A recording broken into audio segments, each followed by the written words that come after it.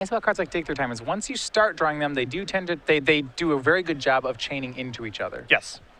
When you see the Sultai control deck resolve the first Dig Through Time on a relatively comfortable board with a good life total, that's usually the winning spot. That's the moment where you can say, all right, the Sultai control deck is pulling ahead. So after much deliberation, Jim decides to keep his 7, and we'll get to deliberate with him as Michael Miller, turn 1, is going to fetch for a Thoughtseize. You'll see just what was the weakness that Jim was working with, and can it be exploited? Well, against the turn 1 Thoughtseize, Jim better hope it's a spell heavy hand and not a spell light hand.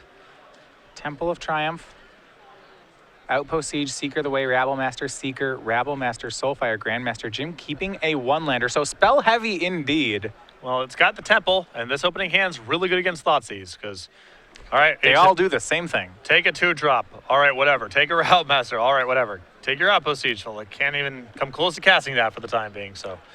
Stand very solid against Thoughtseize. Well, to me, it says that the texture of this matchup, what Jim really wants to be doing is to just land 1 or 2 of his early threats. Put the pressure on Sultai Control to just have kill spell after kill spell on the first turns.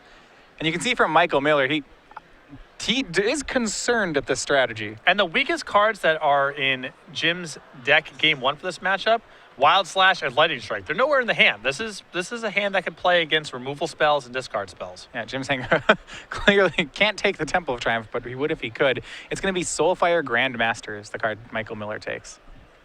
And really just, the Thoughtseize didn't matter there. No, that was good for Jim. Draw for the turn. Well, that's one of the ones you talked about. That's Wild Slash. He'll scry. That is not a land, so it's going to the bottom. It was an Outpost Siege. Jim will pass. And he will be put to the test next turn. How many turns can Jim reasonably miss this land? Maybe 1. I think after that it becomes really hard. Maybe 1. Satyr Wayfinder, the play from Michael. And I'm inclined to agree with you, especially when you look at what Michael has. He does have the ability to play a turn 4 Kiora, the Crashing Wave.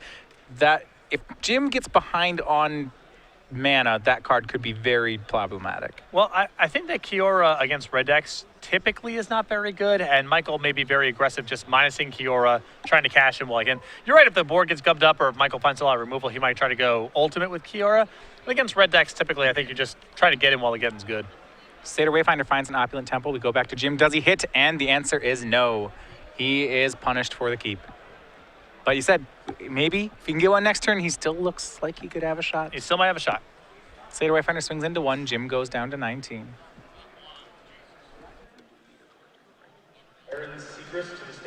And then the Opulent Palace that he found.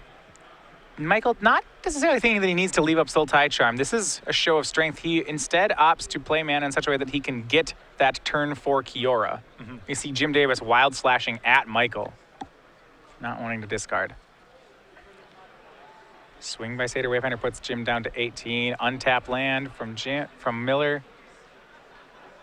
Now with Jim still on 1 land, I guess Michael has other designs here, but I thought possibly... I thought he would slam the Kiora, but... Well, the thing is that Jim's hand's all monocolor threats, so if Jim does draw land number 2, Michael can go, okay, kill it with Sultai Charm.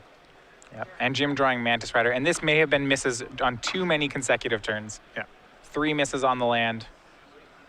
5 if you count the first draw, the scry, and the following 3 turns. It is 5 misses on the second land for Jim. Yep. It's one of those, when you keep a hand like this is an occupational risk. You accept that, you know, some percentage of the time, if your top 5 cards are not lands, that you will lose to pretty much any draw out of your opponent. But to be fair about it, you mulligan to 6, your opponent has a turn 1 Thoughtseize and other stuff going on. How often are you winning that game? Yeah.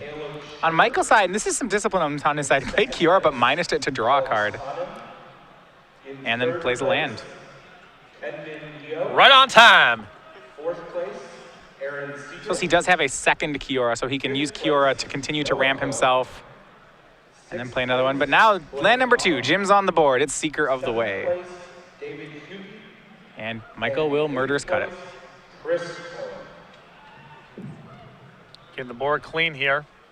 At this point, we can expect Michael to use some card advantage here and really just build toward a win con. Even that Kiora in his hand figures to be pretty decent. So he will plus Kiora. And he's going to sit back on a pair of Sultai Charms. And that's Kiora plus 2 Soul Charms is going to be very difficult for Jim to get through. Now, I think that if Michael's plan here was to just plus Kiora, I think I would have preferred for him to not use the Murderous Cut on Seeker of the Way and just allow it to be in play and Kiora it, because right now his hand does not have a response to Mantis Rider. Yeah, I was looking at that as well. Seeker of the Way is the play for Michael Miller, or for Jim Davis rather, and Michael will dig through time on end step. Not shabby. Yeah, if Michael finds an answer to the Mantis Rider in these 7 cards, he will probably be able to sew this one up. Right now, Jim's hoping to hit the land, hit the Mantis Rider, and have the Mantis Rider go the distance. We see cards like BioBlight, another dig through time among these. It seems pretty unlikely that this would happen. Yeah, BioBlight's a great pickup here, as now he's got insurance against Mantis Rider, and the leftovers in his hand plus the Kiora should be enough to handle whatever else Jim can bring to the table. Yeah, it takes BioBlight plus Hero's Downfall as his 2 cards. Not bad. So now his hand BioBlight, Hero's Downfall, Soul Tie Charm, and with a Kiora on board, it seems like it would be very difficult for Jim to mount an attack through the Kiora. But you see Michael just drawing cards nonetheless. It's interesting, right? He could be embleming here, and that would almost certainly work. I guess the risk with embleming is that all it takes is for Jim to point 1 Burnspelt Kiora to undo that work. Yep. But with another Kiora in hand, you have a pretty good insurance policy. I guess he figures for Jim to win the game at some point, he has to expend some probably significant resources getting this Kiora off the table, and then the second Kiora does him in. And Jim draws. He just has to pass the turn. You see his hand, multiple Mantis Riders, multiple Rabble Masters, and Valorous Stances. Yeah. Can't even cast anything. And Michael will draw 2, discard 1 with Soul Tie Charm. Land a Crux of Fate into hand, has to discard. It'll be the Crux of Fate. Eventually, Michael will find one of his bigger Planeswalkers, and that will be the win con. Draws for turn. And they have each other's deck lists, so it's not like Michael has to play around something like Disdainful Stroke or Negate in the main deck.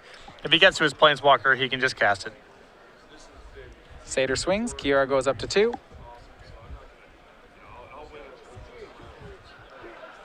And Michael will make another Satyr Wayfinder. Just slowly get his way through the deck. Sees 3 lands and a Soul Tie Charm. He'll take the Temple. Has not made his land drop yet. Perhaps he wants to see if he can 20 with Satyr Wayfinders. The alternate win condition. Hey, we saw Danny Jessup pull that one off day 1. And it's insane that Jim's hand actually has no castable cards. That's crazy. So we're at 2 Stokes, 2 Stances, or 2 Stokes, a Stance, 2 Mantis Riders, and 3 Rabble Masters. The Gambit did not pay off. Yeah, but this is almost excessive at this point, though. It's one thing to miss your second land drop for 5 turns, and then it's another thing to be in a spot where, all you can do is draw lands or spells or something, something castable. The curve of Jim's deck's very low. Yeah. Temple from Michael. Yeah, it's almost bizarre at this point. There's outliers, and this is one of the worst outliers we've seen in the tournament. Michael continuing to alternate between pluses and minuses on the Kiora, just using it for additional card advantage as he makes his way in with Satyr Wayfinders. No rush. They're going pretty smoothly so far. He's got Howling Mind in play. 7 Terminates in his hand. No rush. And there we go. It's the land from Jim Davis. Now he's got him. Well, I guess to play things. All those cards effectively have haste, though. It'll be hard for Michael to Kiora any of them. It's not too hard for Michael to kill all of them as they enter play. Nope, that's the downside is that Michael can sure do that. Jim plays Rabble Master, and I do want to point out Michael goes ahead and Heroes Downfalls the Rabble Master, and then uses Soul Tie Charm to draw 2, discard 1. The choice of removal spell, I would have thought to use Soul Tie Charm on the Rabble Master. I think Michael might be just digging for one of his big plays, and now he has found Ugin. So I suppose when you just far ahead, all the lines do lead to the same place, and there's a certain point that you want to save your thought for the things that matter. Right. Which this one may not be one of them. Swing with 2 more Wayfinders puts Jim down to 10. Yep, Ugin has been drawn along with Thoughtseize. Heroes Downfall, number 2, BioBlight. All available in hand. Kiora will plus. And we may see the Dragon Planeswalker here. And there we go. Ugin, the Spirit Dragon. I love Jim against the empty board. Jim's just like, yep, play it out. I'm not conceding. Ugin goes up to 9. Jim down to 7. He'll draw a Wild Slash. Could take out the Kiora, but it would cost him his turn. Yep. Could even play the Mantis Rider here could take out the Kiora. Michael has tapped very low for this Ugin. If this was turn 4 instead of turn 12, this could potentially be a pretty dramatic shift in tempo. As it stands, I suspect too little, too late. Though I love Jim playing it out. Yeah. You want that trophy, you're going to have to pry it out of my cold, dead hand. There's no way I'm just packing up this game. I mean, Jim has 10 points of burn in his hand. I mean, that's one stoke away from lethal.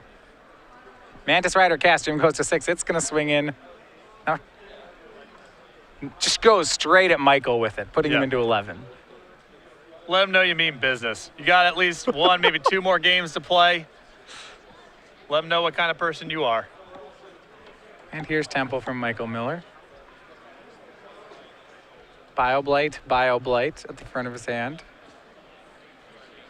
Looks to have this one covered. Bioblight, Thoughtseize, Hero's Downfall, Kiora. In addition to, the 2 Planeswalkers in play, Michael will go ahead and Bioblight away the Mantis Rider to open the door for the swinging from 2 Satyr Wayfinders. Ugin will put Jim down to 1. Kiora will draw another card. And that's going to pass. So Jim at 1 is out, looking slim here. All right. Drawing the Time Twister and Black Lotus, I think. Doesn't find it. And on to game number 2. So Michael Miller gets the first game. An aggressive keep by Jim and one that really could have paid off. Did not. If he has a land on turn 2, even if it's a land that comes into play tapped, I think he's got a good shot in that game. And he just messed for an absurdly long time, and Michael was never under any risk of losing the game. All right, so players going to the sideboard. We've talked about how Jim has boarded in this matchup. The decks are very similar that you have to think Jim will go on a similar plan here. So on Jim's side of the sideboard here, you see Treasure Cruise, a Glare of Heresy, 2 copies of Sarkhan the Dragon Speaker, 2 copies of Bramaz, a Valorous Stance, 2 copies of Magma Spray, 2 copies of Erase, 3 Disdainful Strokes, and an Ashclaw Phoenix. So the cards that I'm almost positive are coming in here, the Disdainful Strokes, the copy of Ashcloud Phoenix, and the Treasure Cruise. And then once you get past that, there's some marginal options, like the 4th copy of Valorous Stance might be a little excessive, but Jim may want it just to protect his creatures and keep off certain threats like Tassiker. I think the Bramazes are okay against Bioblight, so you might see it coming as well. But the Ashclaw Phoenix, the Disdainful Strokes, and the Treasure Cruise, definitely the highlights of Jim's sideboard in the matchup. On Michael Miller's side, he has a lot of the same weapons that Danny Jessup had, but some different ones. We'll start with the ones that are the same. He does have copies of Farika's Cure. He does have copies of Drown in Sorrow, and maybe some copies of Tassiger to help supplement this. One of the interesting ones is Rakshasa Death Dealer. It is something that trades with some of Jim's early drops if Michael just wants to get something on the board earlier. Well, I wouldn't want to play that kind of game against Jim's deck because he is going to have to leave in some removal no matter what. No Wild Slashes and no Lightning Strikes, but he'll have some amount of burn, and I think Death Dealer is a little bit poor for this matchup. I do like the copies of Drown in Sorrow. I like the Silence the Believers, the Farika's Cures, the Negates. I think the Tassikers are okay here as well. Yeah, Michael, as a note, does not have the Courser of Krufix that we saw out of Danny Jessup. Though I don't really like Courser of Krufix in the sideboard for this particular matchup because I don't think it's very efficient at blocking, and with Jim having access to so many copies of Valorous Stance, it's just so easy for him to remove it. Yeah, it does put pressure on him to have a removal spell, but it is one that he normally has. We did see Danny board them in last round. Yep. But you're right that they frequently do not stay on the board. Stoke the Flames is another issue as well, because we know Jim's keeping that card in. It's just powerful enough that even though it doesn't do very much in terms of impacting the board, it's just very efficient. And so we've been talking a lot about how, as the number 1 seed, Jim Davis is trying to get some separation this event as we go over to our leaderboard. And this is how the standings laid out before the event. And this one should lock it for Jim. So as it works, Jim Davis, even with a finals loss here, will gain 20 points and move up to 249. A win gets him all the way over 250. For Danny Jessup, his finals appearance got him 15. That's to 189. But this gives Jim a 40-point lead going into the Invitational. And barring some very significant IQ finishes from Kevin Jones, Jim should mathematically have Season 1 locked up for the Invitational. Yeah, we basically would have to have an SCG Open in Kevin Jones's living room, I think, for anyone to catch Jim at this point. And he'd have to win it. And he would have to win it as well. And Jim would have to not know about it. He'd go. Right, he would go. So Jim should be good for Richmond. So congratulations to Jim Davis, Yep. something he's been working hard toward. We cannot, not official as of yet, but I believe this should be locked before the beginning of the Invitational. Well deserved for Jim, too. He's on the cusp of potentially a second Open Series win of 2015 after a title has eluded him for so long. He's done a lot of work in the IQ circuit, consistent string of top 8 finishes throughout the Opens in 2014. But Michael Miller here potentially playing the role of spoiler. One game a win from winning this tournament. All right, and we are going to go, so we will be underway with Game 2 shortly. Jim will get to be on the play this time. And despite not getting Game 1, I have to think if Jim sees a hand like he saw Game 1, he'll go for it again here. Sure. Again, he's got to play around a lot of different stuff. And you mulligan, that hand looks bad. He kept a one-lander. He just died with a one-land in play or whatever. But you can easily imagine Jim draws a 6-card hand that has, 3 lands and a threat and a wild slash and something else kind of crappy. And Michael takes the 1 threat or kills the 1 creature. And then Jim loses a slow and agonizing game the exact same way. So Jim, the ceiling on the hand that Jim kept there was very high. If Michael's on a hand of Thought Seizes and removal spells, his best cards in the matchup, Jim has a very good shot of winning if he draws line number 2 and just didn't do it. But yeah, I mean, he did a great job of making that Thought Seize not matter at all. Exactly. But, for everything to shake out, he had to find land number 2, and by the time he did, it was way too late. All right, well, we have underway game number 2. Jim Davis and Michael Miller, the sole tie player of Miller, taking Game 1. Jim will need the other 2 games if he wants to get that trophy. The texture does change too, because post player Jim doesn't have to worry about drawing cards like Wild Slash. There was some concern, I think, with his Game 1 keep that a lot of his hands will have really a lot of dead cards in them. Right. He mulligans a good percentage of the time into Wild Slash, Lightning Strike, and even Stoke the Flames is pretty bad when he's mulliganing. So that's another reason to be, keeping sketchier hands Game 1. I think post-board, Jim can be a little bit more liberal about mulliganing because he just has less bad cards in his deck. Yeah, I mean, a perfectly reasonable hand for Jim Game 1 would be something like 4 lands, Mantis Rider, Stoke, Lightning Strike. This is a good hand, but it's really weak against Sultai control. 1 Bioblight, 1 Thoughtseize can just put a nail in. Yeah. You're done. You have nothing going on. You have 7 points of burn, and they have 20 life points, and Yep. it wasn't enough. Well, this time, both players are going to go to 6. And ironically, I don't know if we've seen Jim keep a 7-card hand outside of the one he kept last game. Yeah, it's true. That's his only 7. All right, it's been a lot of mulligans on his side of the table this weekend, that's for sure. But he's in the finals, so, I mean, it can't be that bad. I have to imagine, we've covered him enough this weekend. I feel like there must have been some other 7s, but you're right. It does feel like he's been mulliganing quite a bit. What a story to tell. I mulliganed every game, and let me tell you about the 7 I kept. Yeah.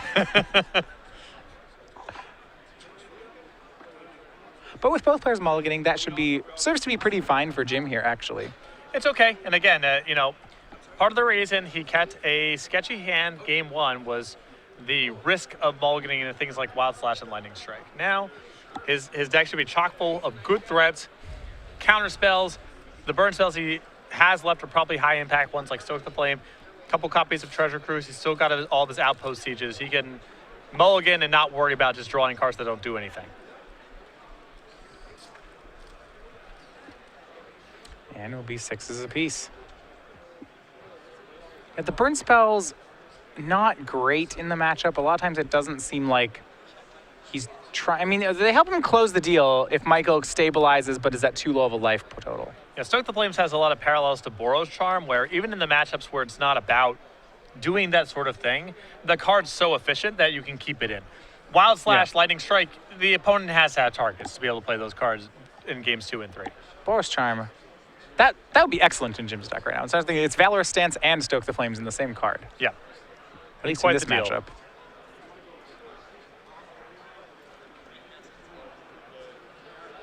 And we'll see if we have a game yet. Jim appears to be land heavy, but we'll go ahead. Six cards apiece as we're underway with game 2. Jim leads off with Mystic Monasteries. We go over to our control mage. That's Michael Miller. He'll start with the Temple, has Opulent Pals to join with it, and a hand that's pretty acceptable. It's Satyr Wayfinder, 3 lands, 2 heroes downfalls, and it looks like a dig through time. That's near ideal. Yeah, that's about as good as you can draw it up there. The big vulnerability of Michael's hand here is Outpost Siege. Doesn't have a Sultai Charm in his hand, doesn't have a way to keep it off the table. And if that sticks in, that's a very good way of beating a hand that's all removal spells. Yeah, Michael drawing Island for the turn. He'll play the Island, and we'll take the break. No 2-drop from Jim to play Satyr Wayfinder. Believe Jim will get to have a turn 3 Rabble Master thanks to this. Michael finds a Temple off the Wayfinder. Which that could do some damage. Michael, with these downfalls, will be a turn behind on the tempo of killing these multiple Rabble Masters. Yeah, Rabble Master is very good for Jim on the play, just, you know, in a general sense. Goblin Token swings in. Michael, happy to trade the Wayfinder with that, and will pass. And if Michael goes ahead and says, all right, well, before you get another token here, I'm going to go ahead and take care of that Rabble Master with a Hero's Downfall. That opens up the path for Outpost Siege. And Outpost Siege is probably the prize of Jim's hand, given that Michael is, right now, without a copy of Sultai Charm. And Michael passes. Does have the Hero's Downfall, 2 of them at the ready. Jim will make a Goblin Token and swing in, and this is for not killing the card on Jim's turn, this is a lot of damage Michael's willing to take. Yeah, this is interesting. Maybe he's trying to go to Crux of Fate, but Rabble Master is just so much damage, not just this turn, but next. It represents a decent bluff. If Jim has Outpost Siege, that takes a lot of courage to cast it into this board. I would have to, if your opponent's not playing the kill spell, you think he either doesn't have it or he's leaving up Disdainful Stroke. Yeah. It might cause Jim to just pump the brake altogether on adding anything else to the table. He did draw Brimaz, and I think on Jim's side he determined that is a reasonable enough hedge. So cast Brimaz, and now Michael playing that End-Step Hero's Downfall. Yeah, now the only thing that really makes sense if you're in Jim's seat is something like Drown in Sorrow. Yeah, just Drown in Sorrow, Disdainful. Still Disdainful Stroke makes sense if he was leaving that up. Sure. But it's really neat because he doesn't have it. Yeah, this is, Michael can get to Crux of Fate next turn, but there's no guarantee that the Crux of Fate resolves or kills the Rabble Master. You're playing against a deck with Valorous Stance, playing against a deck with Disdainful Strokes of their own. The representing Disdainful Stroke and taking this damage is trying to get Jim to not play Outpost Siege. It's not even a card that Michael knows if Jim has. I think Jim does have it, and knowing Jim's a patient player, that Jim will probably not cast Outpost Siege based on this play line. Unless he has 2 of them, which I believe he might. In which case, losing 1 to Disdainful Stroke becomes more acceptable. Well, I think that the first order of business here is just for Jim to get into combat. And, sure. He says combat, see what Michael's going to do. And Michael, this time he's not going to wait. It's going to be Downfall on the Rabble Master. Jim gets to swing in with a token. Michael down to 15, and now the siege should begin. Mystic Monastery and Outpost Siege for Jim. And I think that's, that sequencing from Michael there, a little bit curious, and I feel like he may have been trying to set this trap of, okay, well, I'm just going to be able to get to Crux of Fate and realize the amount of damage he was taking in the end turn was too much. Satyr Wayfinder, the draw and the play for Michael. His hand is pretty land heavy. He has a Crux of Fate, but may just have lands outside of that. Mills gets into a land, a Dig and Sultai Charm in the graveyard. And that's the second copy of Dig he's milled over, and that's really the most important card for this deck, in my opinion. Certainly a matchup. On this board, Sultai Charm, one that he'd really like to see as well. It's one of his ways to get Outpost Siege off the board. Yeah. And the way this game is shaping up with Michael with a very land-heavy hand, leaning on a sweeper, has cast a lot of spot removal, this is the type of game where Outpost Siege does a lot of damage. You're looking at the fact that Michael needs to survive to Ugin and needs Jim to not counter it when he gets there. Yep. And plays the temple that he found off Satyr Wayfinder. He'll scry here. Tanking on it means probably not a land, but is it a good enough spell? He'd love to find a Planeswalker. He'd love to find a Dig Through Time, or a Sultai Charm, and I'm not sure he'd want to keep anything else. Yeah, I agree. I think even something like Hero's Downfall has to go to the bottom at this point. Well, it doesn't. Yeah, this Outpost Siege will get him. Yeah, Michael can't play 1-for-1 now against the Outpost Siege. He has to either needs to remove the Outpost Siege or trump what Jim is doing. Well, the Siege gives Jim a Seeker of the Way. He draws a fetch land for the turn. Now, on Jim's side, is there any danger to running out 2 outpost sieges? Just Ugin, and Ugin is sort of like this all-encompassing problem, you know? Yeah, you're already on the disdainful stroker bust with Ugin. Yeah, I'm gonna leave the second outpost siege, so if I get hit with Ugin, I can rebuild with an outpost siege. That's not really a thing. See how Jim decides to play it. Swings in with the Goblin. It trades with Wayfinder. And Jim may just jam more outpost sieges. We'll see how he goes about it. Yeah. If he wants the Seeker, he'll have to play it this turn. And he'll do that. Does have land 6. He'll play it, and he'll play the conservative route. Just pass. I think part of the logic here is the other card in his hand is Stoke the Flames, which I believe it is. The Stoke the Flames may be good enough here to bleed out a Disdainful Stroke if that's the card he's worried about. And then that opens up a path for Outpost Siege to resolve the following turn. Back over to Michael Miller, plays Opulent Palace for the turn. He'll pass. Ugin was the card he had kept on top. Okay. I'm fine keeping Yeah, Ugin that was here. one of those we mentioned. There's only a few cards he needs here, but Ugin is one of them. Crux of Fate probably allows him to get to land drop 7 and 8. And then if Jim does not have Disdainful Stroke, Ugin may catch him all the way up. It could. Michael's still at a healthy enough life total. Now, Stoke the Flames will do damage here. Shave turns off Michael's clock. See if Jim just end steps Stoke. I believe he will. Yeah, Stoke Flames straight up at Michael Miller. He'll put him down to 11. And this is one of those things where if it resolves, great. And if not, well, that's one less Disdainful Stroke to fight over an Outpost Siege. Jim playing this in a way, yeah, because he's eating all his extra cards off Outpost Siege, I think he wants to make sure he has all his mana on his turns. This is dropping 1 point of damage because it didn't prowess the Seeker of the Way, but as long as you gain the damage back in his further draws, it's still the best way to play the burn spells. Exactly. He just wants to be able to flip over cards and be able to cast all of them. That's Mantis Rider off the Outpost Siege. Draw was Battlefield Forge. So this is a pretty good setup here for Michael because this means that the Crux of Fate next turn is very juicy. Yeah. And that's turn 7, and then turn 8 Ugin. So here's Mantis Rider.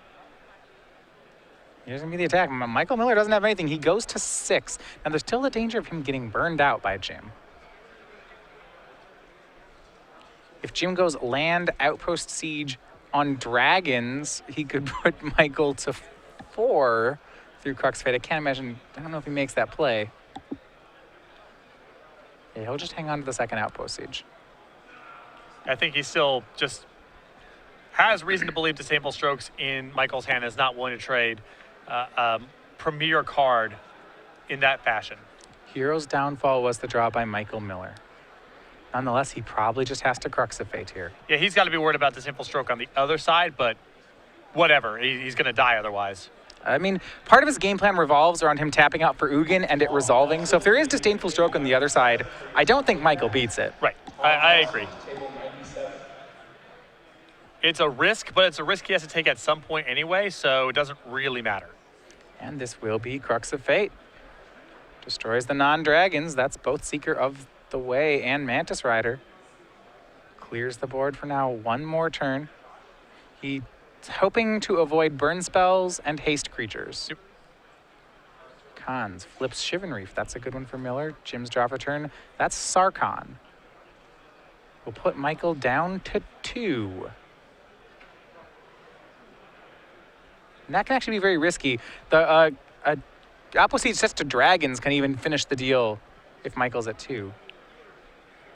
But if you go play Sarkhan, activate, hit you, then there's no guarantee that you're able to win the game from there.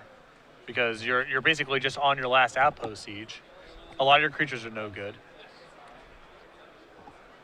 But at the same time, I don't feel like Jim can really just play a second Outpost Siege.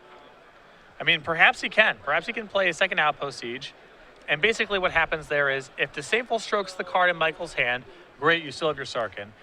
If you play a second Outpost Siege, that's probably good enough for Michael to go Ugin and minus it in the event that Michael does have Ugin. It's probably good enough for Michael to go Ugin, minus it, and take care of the 2 Outpost Sieges. You then have your Sarkhan to finish off the Ugin, and that's pretty good as well. So Jim currently consulting a judge for a specific rules interaction, wanting to make sure he gets his line correct here. I feel like the play that I like most of all here is playing the second outpost siege because I think it's the most effective way to play around Disdainful Stroke, and it's the most effective way to play around Ugin. And those are the two cards that Jim has to be most concerned about. So playing the outpost siege plays around Ugin. Because you have a Sarkhan left over in your hand. So if Michael taps out and plays minuses, Ugin, you can kill the Ugin. You get to untap, play Sarkhan, and attack it. He's going to go ahead and do that. Here's outpost siege number 2. And you would probably, if Disdainful Stroke's in Michael's hand, okay, cool. Well, now your Sarkhan has free reign potentially next turn. This one also set to cons. It is interesting that I suppose Jim did not, because he didn't have the Sarkhan, he didn't make this play last turn. Right. Let me go over to Michael. Michael's going to have to still just jam the Ugin here. Exactly. And that's exactly what, it's not what Jim wants. I think that his preference would be for Michael to have nothing. But if you're going to have to try to beat Ugin, I think this is the best way for Jim to do it. Now, what about the line where Jim takes Sarkhan, hits Michael down to 2, and then looks for an active draw? There's a lot of, that's fraught with peril. Well, it's really rough if Michael's play is Disdainful Stroke, because Sarkhan's the real prize of that hand right now. And if your play is, if Michael untaps and plays Ugin, well, then you have an outpost siege against Ugin, and there's no guarantee that's good enough. Yes, Jim has a lot of draw steps, but if Michael is able to Sultai Charm the outpost siege, he's really not that many turns away from being able to minus the Ugin again. I think this is the most effective way to play around the two cards he's most worried about. All right, so land 8 is fetch 4 for Michael. It puts him down to 5. And in the event that the card in his hand is Ugin, you're still drawing very live, because if you draw a burn spell this turn, you can play Sarkhan, attack Michael instead, and then finish the game off. Yeah, so Ugin's going to go ahead and exile all the outpost sieges. And we'll pass back. Jim has the Sarkhan hand. His draw for the turn was Shivan Reef. That's no help. Here's Sarkhan. It'll be activated, becomes a haste creature, and it can take down Ugin. So Michael's win con's off the board, but things have been equalized. We know Michael has Hero's Downfall in his hand, so he actually does have the answer to Sarkhan. And actually, this line of play from Jim is great here, because he's saying, I don't think the Sarkhan gets to next turn. I'm going to try to put you down to 1 and draw live. Oh, wow. From here. All right, so it ends up, I think, effectively being the same as, it's the same as the other line, except this time we got to play the Sarkhan without the fear of Disdainful Stroke. The risk of this line is he's at risk of dying much faster, because if Ugin's in play. If Michael has the Hero's Downfall, he has a lot fewer turns to draw it out here. But would you rather have Michael at 1 with Ugin in play, or Michael at 5 and the board be clear? I think Jim might actually prefer to play through this. Yes. Because he's drawing live, whereas Michael's draw steps against Jim's deck are probably better with Michael at 5, with 2 cards in hand. So it's a risky play, but I think this is the best Jim can really do. It's Michael down to 1. Hero's Downfall takes care of Sarkhan. So Jim needs a burn spell. He has not too many. Sarkhan's going to deal damage here, 3 a turn, and also actually I think threatens to ultimate before it kills Jim. Yep. Jim's draw. This is Disdainful Stroke for the turn. That is too late. Remember, one of the clauses here on Ugin is gains a bunch of life if he goes ultimate. So I think if Michael, that clock isn't the 16 damage, it's can he kill Ugin before it gets to its ultimate. So it's up to 10. Currently Ugin at 7, so it's 3 more turns. It's a ways off. Yep. But a lot of Jim's draws here are no good. You know, a lot of his random creatures, those 2 drops, they aren't very good. A second counterspell is no good for Jim. Michael's at 1, so even something like Goblin Rabblemaster gets him right across the finish line if Michael has nothing. Land from Jim. The Disdainful Stroke's powerful in this matchup, but not on this board. Jim down to 10 for Ugin. He still needs that burn spell. Silence the Believers has been picked up from Michael, so now haste creatures don't represent an out. It's just the burn. Well, because Jim has multiple copies of Disdainful Stroke, Manus Rider, Goblin Master, those are still fine. He can fight over Silence. It's Seeker of the Way. That's the draw. That's no good. He'll play it. But though, remember that it's not Ugin burning Jim. Ugin can just burn Seeker of the Way. We're racing Ugin's ultimate, not Jim's life total. Exactly. Michael can go ahead and shoot this down. He can also cast the Drown in Sorrow depending on how much he just wants to scry. This is not a bad spot to just cast Drown. Absolutely. We go back over to Michael Miller. I don't think on the balance it matters very much. I think this game is going to come down to next turn whether or not Jim can finish it off. I think it's close whether or not Michael wants to bolt Jim or bolt the Secret of the Way. My preference would be I just probably want to scry 1 in this spot, but it doesn't really matter all that much. Yep, Ugin will take care of the Seeker. And it threatens to ultimate next turn. Can Jim get the point across? If he does not get the burn spell this turn, it's looking bad for him. And it's Mantis Rider, that's the play. And that should be good enough. He's going to play it. There's a Silence of Believers on Michael's side, but as we know, that I don't think is going to work. Downfall. Hero's Downfall in Can't touch Michael's that. hand. That one only costs 3, though. The 2 Disdainful Strokes in Jim's hand, they're no good here. And here comes Nicol Bolas. Its ultimate is Ugin, it's the anti-Nicol Bolas, doing the exact opposite with its ultimate. And here you go. Gain 7, draw 7, put 7 cards onto the battlefield. A heartbreaker there for Jim. Silence of Believers was no good, but Hero's Downfall certainly was. So here's 7 cards. And unlike Dig Through Time, Michael gets to keep all of them. Yep. Negate among them. That should take away the outs that he has to burn. Murderous Cut there. That should take away the creature outs. Silence of Believers, Disdainful Stroke, Dig Through Time. Michael has counterspells for nearly every card in Jim's deck. He still has an Ugin in play. Treasure Cruise is in his hand now, too, with a full graveyard, so again, Ancestral if he's feeling it. And that should be good enough. But perhaps Jim, with running burn spells, may be able to get through this. He would need to have... Well, if Michael ate it, that's just going to be hard. I think with the negates now in Michael's hand, it's just going to be too much to overcome. Treasure Cruise, the draw for Jim Davis. He has to go for it, and he will. Taps 1, goes for Treasure Cruise, delves 7. And for Michael Miller, he's got Disdainful Stroke and Negate. He'll Disdainful Stroke the Treasure Cruise. Saving Negate for burn spells. Couple tough pairs of games there for Jim with a speculative keep and a gamble against the Ugin. I think he played very well, but I think Michael's about to walk away with this one. And Ugin goes up to 3, shoots Jim down to 7. Now it's not racing the ultimate. Now we are racing with Jim's life total. It's 3 more turns of Ugin that should end it. And speaking of Treasure Cruise, Michael will go on a Treasure Cruise of his own.